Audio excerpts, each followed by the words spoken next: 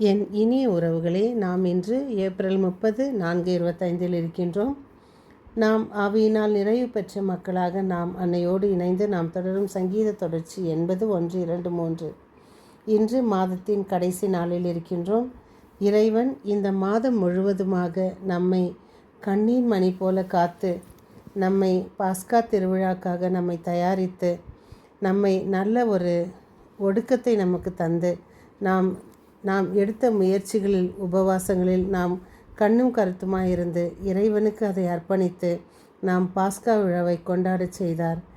இங்கு நாம் ஒவ்வொரு நாளும் நன்மை செய்வதற்காக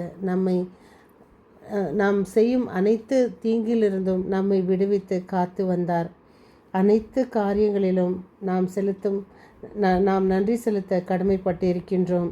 ஒரு குறையுமின்றி மாதம் முழுவதுமாக நம்மை வாழச் செய்து நம் தேவைகளை சந்தித்து ஒரு குறைவுபடாமல் காத்தார். நாம் நல்லபடி பாஸ்காவை கொண்டாடி இதோ மற்றவர்களோடு மகிழ்ந்து அன்பையும் நம்மோடு இருக்கும் உறவையும் பகிர்ந்து கொண்டோமா? சிந்திப்போம். நாம் இன்றைய வாசகம் திருத்தூதர் பணி 5:17-26. இன்றைய வாசகம் யோவான் 3:16-21. இயேசு நாம் 3 தினங்களாக நாம் பார்த்து கொண்டு வருகிறோம். நிக்கதேமு என்கிற ஒரு போதகர் இயேசுவிடம் இரவில் வருகிறார்.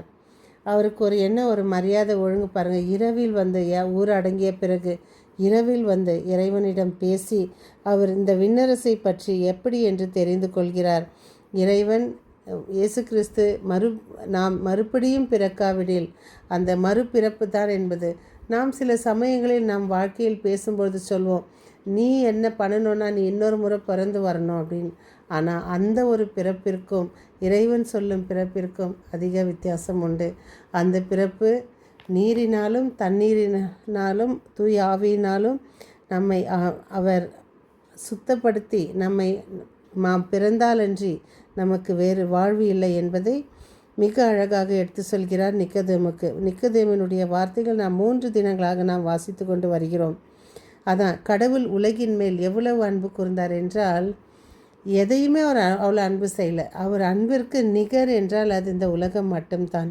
அதற்காகத்தான் உலகத்தின் மேல் இருந்த நமக்கும் நம்மேல் உள்ளவர்களுக்கும் அந்த அன்பை அவர் காட்டி, நமக்கு அந்த அன்பினால் அவர் செய்த அனைத்து காரியங்களுக்கும் அவரையே பலியாக்கினார். அந்த அன்பிற்காக அவரையே பலியாக்கினார். நாம் அவருக்கு திரும்பி என்ன செய்யவிருக்கிறோம்? நாம் உள்ளங்களை மாற்றுவோம், உறவுகளை வளர்ப்போம், அன்பில் வாழுவோம், பிறர் அன்பில், பிறர் சிநேகத்தில், பிறர் உதவியில் வாழ முயற்சி செய்வோம். நாம் வாழுவதோ குறுகிய நாட்கள், நாம் கற்பதோ நல்லவைகள், நாம் செய்வதோ நல்ல காரியங்கள், அதில் நாம் இறைவனை காண முயற்சி செய்வோம். இந்த நிக்கதேமுக்கு கூறியது போல நமக்கும் இயேசுவின் மீட்பு பணியை இரத்தின சுருக்கமாக இன்றைய நற்செய்தி எடுத்து காட்டுகிறது.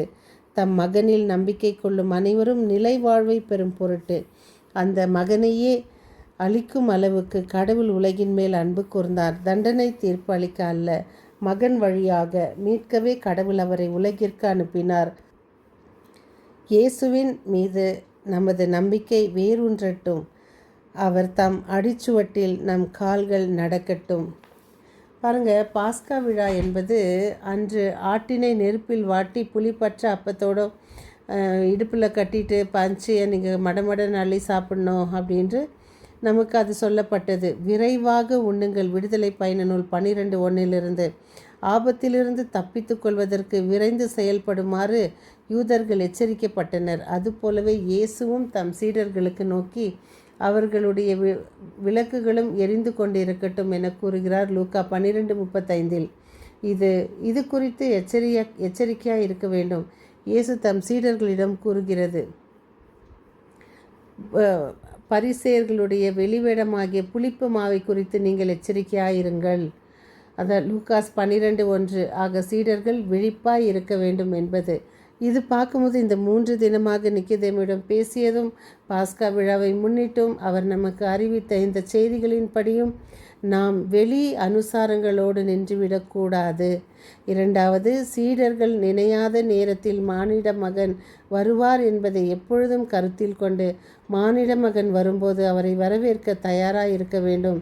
தொடக்க கால திருச்சபை இந்த விழிப்பு நிலையை பற்றி தெளிவாக உணர்ந்திருக்கிறது. எந்த நேரத்திலும் கிறிஸ்துவின் இரண்டாம் வருகை நிகழலாம் என அவர்கள் எதிர்பார்த்ததுண்டு. ஆயினும் கிறிஸ்துவின் இரண்டாம் வருகை உடனடியாக நிகழாது என்று அறிந்தும் அவர்கள் தம்மை தேடி ஒவ்வொரு கணமும் வருகின்ற கடவுளை திறந்த உள்ளத்தோடு தாராள இதயத்தோடு ஏற்றிட விழிப்பாயிருக்க கற்றுக்கொண்டார்கள். அதுபோல் நாமும் கடவுளின் பதிலாளாக நம்மை தேடி வந்த இயேசுவை, சாவிலிருந்து உயிர் பெற்றெழுந்த ஆண்டவராகிய இயேசு கிறிஸ்துவை, உயிர் பெற்ற ஆண்டவரை ஏற்று அவர்கள் தம் தலைவரை எப்பொழுதும் தம் இதயத்தில் ஏற்றுக்கொண்டிருந்தது போல நாமும் நம் இதயத்தில், இல்லத்தில் என்றும் அவரை நினைத்து அவருக்காக விளக்கை ஏற்றி விழிப்பாயிருக்க நாம் இன்று கற்றுக்கொள்வோம். அன்பிறைவா, எங்களை மன்னித்து எங்களுக்காக நீர் இந்த உலகிற்கு வந்தமைக்காக உமக்கு நன்றி செலுத்துகிறோம். இந்த மாதத்தின் கடைசி நாளில் எங்களுக்கு தந்த அனைத்து காரியங்களுக்காக உமக்கு நன்றி செலுத்துகிறோம். இனி வரும் நாட்களில் உம்மிடம் ஒப்படைக்கின்றோம். மீண்டும் சந்திக்கும் வரை உங்கள் அன்பு தோழி.